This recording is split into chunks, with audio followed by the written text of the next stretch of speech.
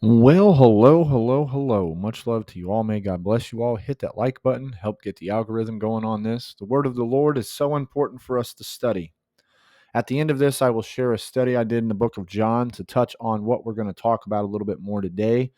But as we continue to talk about the Hebrew words, but losing the meaning. So, for instance, we see in modern day English, there's several words that we use that the Hebrews do for relating to worship.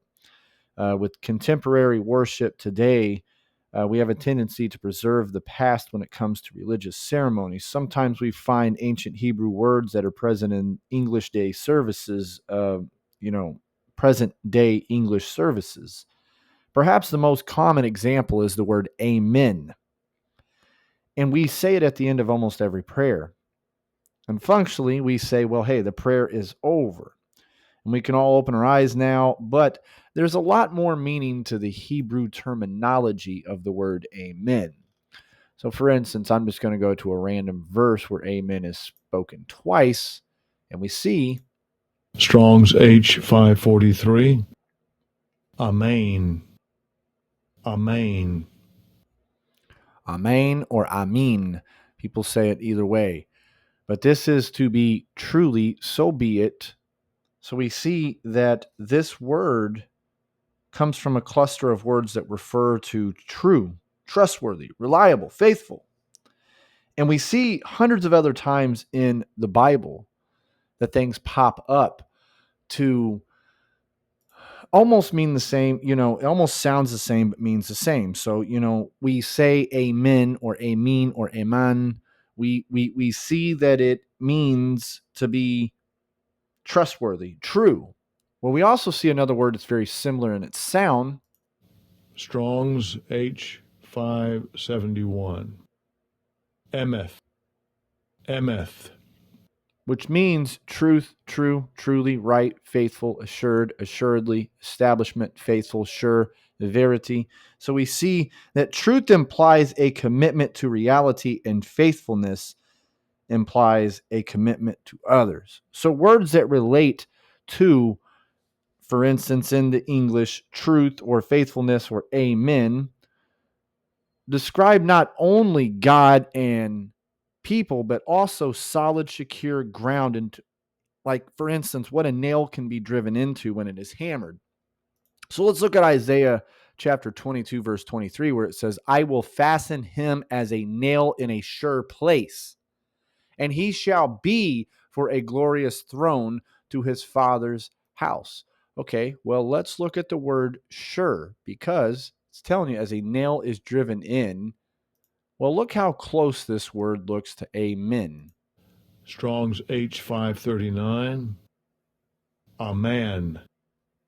Amen. So, in fact, they're also used to describe reliable sources of water, these words that relate to amen and truth and faithfulness. We looked at Isaiah 22, verse 23. So let's look at reliable sources of water, because if you look in Israel, you have to have a mindset when you're reading this. It was a very dry ground, and many springs and streams would dry up, and it would put people in life-threatening situations when there is no water to be found. The Bible uses words to relate to amen and truth or faithfulness to describe sources of water that are trustworthy no matter how bad the surrounding area or drought is. Well, let's look at Isaiah 33, verse 16. He shall dwell on high.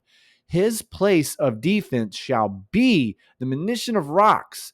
Bread shall be given him. His waters shall be sure. Okay, so let's go and look through all these words here.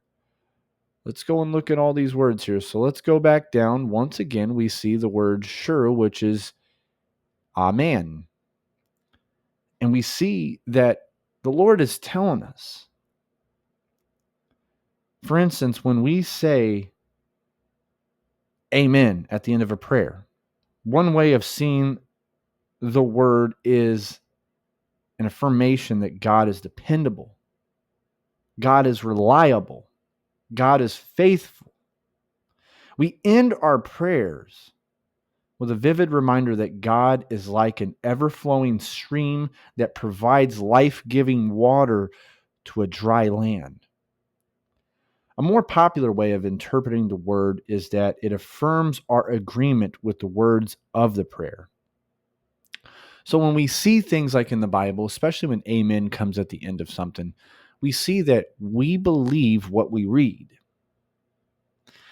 As scholars will put it, or college professors, they'll say the word precisely. We can use this in a terminology with amen to say precisely, this is true. I feel the same way about it. May God do it. So, when we say this word at the end of prayers, we're signaling not only that we have agreement with the prayer, but also that we'll do what is needed on our part for the prayer to come true by believing what we say and hear, by being obedient and coming to God on a daily basis, calling upon Him. We commit to living in a way that helps see the prayer reach the fruition. So incidentally, we see amen or amen is one of the Messiah's favorite words. It shows up more than 100 times in the gospel. Yes, the gospel was written in Greek, but occasionally we see a use of Hebrew or Aramaic words like amen. Jesus used this word in different ways than it was used in Old Testament or even today. Instead, he used this word in response to something. Jesus usually says this word just before he's getting ready to say something really important.